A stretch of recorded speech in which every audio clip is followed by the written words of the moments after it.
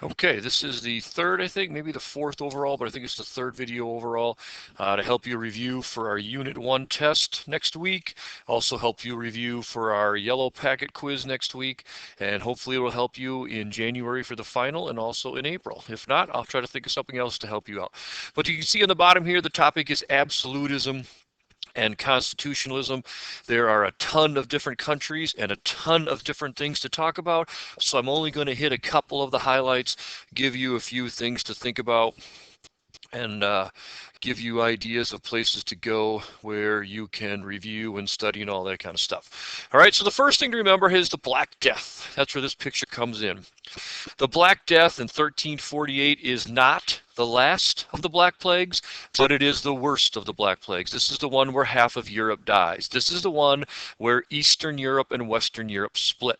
Remember Western Europe, England, France, Spain, the Dutch, they become less oppressive when it comes to serfdom, while in the East, Austria, Prussia, which isn't a country quite yet, but places like that become more oppressive, giving their nobles more control over the serfs. Now, as we found out last week, Russia's very different. They have freedom, the peasants can move around, and it won't be until Ivan the Terrible, where in the 1400s, late 14 or actually mid 1500s, I'm sorry about that, where they apply serfdom. So the Black Death, I put that in here because this is the split. This is where Eastern Europe and Western Europe become very, very different. All right. The two big topics then are constitutionalism versus absolutism. This will be Spain, France, Russia, Prussia, Austria. This is the key line when it comes to absolutism. Knowing how these are all different. Rulers, names, what they do, they're all basically the same in terms of everything for the state, but how they run things isn't exactly the same. This is key. How do you make money? No money, you're not powerful. Okay? More money, the more powerful you are. And then we have the English and the Dutch over here. All right, a piece of paper of some sort, or even just accepted that the government will respect the law. But this is probably the most interesting topic because remember James, Charles I, Charles II, and then James II, and yes, we have Oliver Cromwell in between the two, but these guys are all dreaming of being absolute. I will tell you that one of the questions has to do on the test Tuesday has to do with absolutism and why, how divine right makes kings absolute. And I circled James, even though he's constitutional, because we know he's one of those big defenders of that. All right. Now, with that in mind, I want you to watch these videos because I think they're helpful. So I put little flashing hints to the multiple choice questions throughout the video. The only one I didn't give you a flashing hint in is the one I just talked about in terms of it's not James I, True Law of the Free Monarchy. It's not his writing, even though you'll see James I flashing here in a second. There's a separate James I writing. So look for the Bousset reading under Louis XIV. That's the other question that won't be hinted about with flashing little whatever.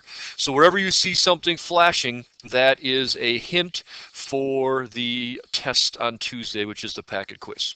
All right, so quickly I'm going to run through a bunch of countries. We start off with the English. All right, we started off talking a little bit about William and Mary. Not William, where we ended with William and Mary. I'm sorry, we started talking about Mary and Edward. Just know that Mary was Catholic, and then Edward starts this idea of Anglicanism, but really Elizabeth is the important one, which is kind of interesting because we talked about how she didn't really accomplish that much. She did do some stuff. She did bring some stability after Mary and Elizabeth. She did accomplish a few things. The age of Shakespeare did begin. But in actuality, as you can see up here, she leaves lots of problems. This picture has to do with the Puritans. The Puritans are going to be a huge part of English history This was flashing. A huge part of English history for a long time. And Elizabeth leaves that problem. This is a Puritan picture. This is all Catholic stuff being burnt, and these people are the Puritans. Okay? She does not leave them great financial benefits. She leaves them somewhat in debt. She does avoid war, other than the Spanish Armada in 1588, which they defeat. So she leaves lots of problems. That's significant, because then you get into the Jameses and you get into the Charleses, and it's all about money for them. It's all about money, and how do they have money, and how do they get to do what they want to do. So James I was the divine right monarch. Remember, he comes out of Scotland. He thinks he can do whatever he wants to do. He leaves the throne for his son Charles. Charles is the one that will get his head chopped off, because Charles ignores Parliament. Charles has members of Parliament arrested. And this struggle between absolute people, that monarchs that like absolute, and the power of the English Constitution, that's what leads to the English Civil War. So why talk about Puritans? Well, Puritans are one group of people that are the pain in the butt for these monarchs, because they think that the Anglican Church hasn't gone far enough. But the English Civil War, Oliver Cromwell versus Charles I, and now that I think about it, I should have put that slide in here also. That English Civil War is all about, where does power really reside? And the end result will be Parliament wins. Cromwell takes over. Power resides in the monarch. No, power resides in the piece of paper. But then Charles II and James II are going to continue to violate things like the Test Act, which they agreed upon, only to lead to 1688, the Glorious Revolution, where William and Mary come to power. So this was not very good. This wasn't a very good section. But review the James and Charles. Review it as a Puritan power issue versus the Catholic, because the Jameses and Charleses are supporters of Catholic. And also review the English Civil War and this part of English history as a struggle. Kings that want to rule by divine right, but a country that has a constitution. All right, let's try to pick it up here a little bit. The Dutch, then. The Dutch are interesting. Religious toleration right here is the key to everything that they've done. They make a ton of money. I said a few slides ago, if you got money, you got power. They do. They are so successful that both the French and the English will gang up on them. This is what will hurt them and lower their prestige and power in Europe. They will not fade away. They will never be bad, but they will never be as great as they were during their golden age, which is about 1550 to 1650. So they are the second example of constitutionalism. All right, moving on. We had the Spanish. Wow, that is loud.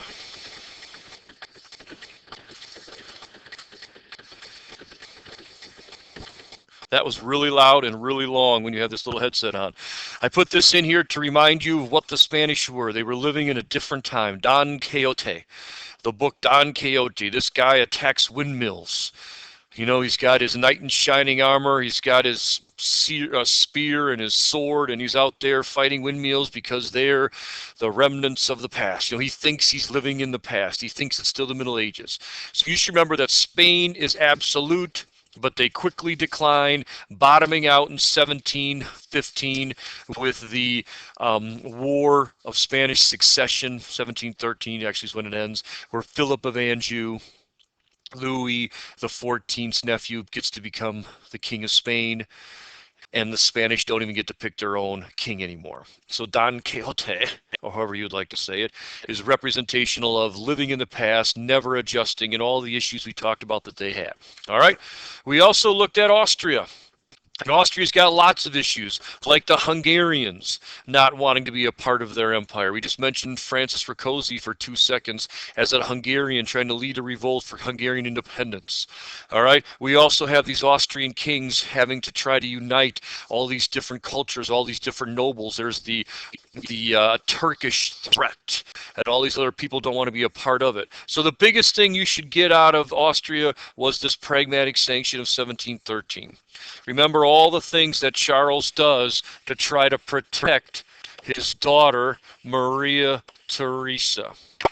when she will come to power in 1740, long after Charles VI, her dad, has died, her empire will be threatened. Actually, I guess it's not long after. It's long after the Pragmatic Sanction was negotiated. So you could see he knew this was going to be a problem. Long after he negotiates this deal with all of Europe, he dies, and right away, this her empire will be attacked by the Prussian guy. All right, which takes us to our next country. And obviously, this is real quick, just trying to hit some of the highlights here for you. Remember Prussia. Prussia begins with Brandenburg. Brandenburg is a terrible, terrible, dumpy place. Okay, out of that becomes the flashing guy on top, the Great Elector. Remember these guys' nicknames because they all have the same name pretty much. It's easier to remember if you remember nicknames. Remember, he's the guy from Brandenburg that inherits Prussia. Once he inherits Prussia, this country's going to grow. This is the first steps in Prussian unification, which in a couple, 150 years or so after the second guy, the second Soldiers King, you get Germany. So the Great Elector inherits the land. He builds an army. The ostentatious doesn't really do a lot except for inherit the title Holy Roman Emperor. And then you have the Frederick William I. He's the first Frederick William of both parts to be born with it, not inherit it like the Great Elector, and he builds this military culture of obedient, frugal people that do what they're supposed to do. All right. We also had Peter the Great in Russia. We were just finishing that up last week, a little bit of next week. There's two things to know about Peter. There's the military man and there's the Western man. Okay, this is the military part, primary goal, and I put this first because that's really what he cares most about.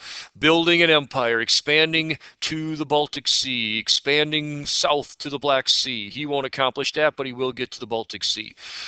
He is most well known probably for his westernizing, going out to Western Europe, especially the Netherlands and England, and seeing all the great accomplishments of these countries and trying to bring those things back to his country.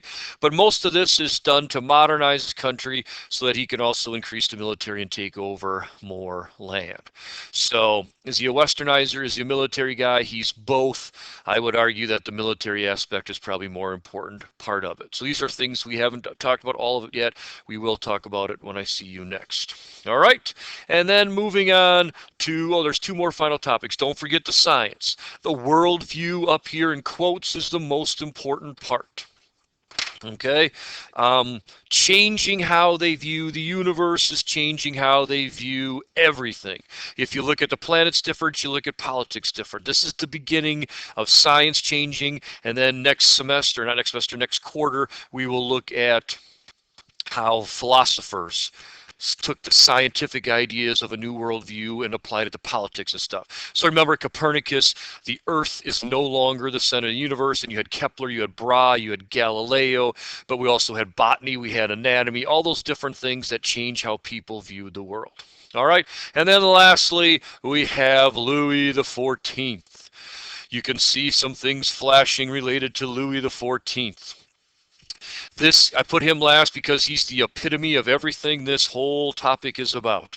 Everybody wanted to be him, even if they ruled before him. So like James I was before Louis XIV, but he had the same basic principles. So Louis XIV is a perfect example of everything. You should know that he fought lots of wars for little land. He had his own culture, Moliere, Racine. He had paintings in the French classic style, it's called. He had Colbert. Mercantilism in Colbert is huge. Very, very important. Know what mercantilism is. Export more than you import. Build industry so you don't have to import anything. Look at Colbert. Look at mercantilism, because remember, said it a long time ago in this video, money makes you powerful. Not having money, you don't have power. So Louis XIV was a whole 2 or 3 days all by himself. Put him last because he's the epitome of what everyone wanted to be. All right. The only other things we haven't really talked about were Poland and Lithuania. They are very unique with powerful nobles, but remember, they pick which is huge. They're not a democracy, but they do get people to get to vote a king, but they vote for bad rulers. Their choices are only bad rulers, kings that aren't even Polish. So maybe that's a perfect way to end with our election a week away. They get to vote, but they got to vote for crap, and maybe we're in the same boat today. So get this done so it fits up there on YouTube. I hope this helps. If you got questions, be sure to ask.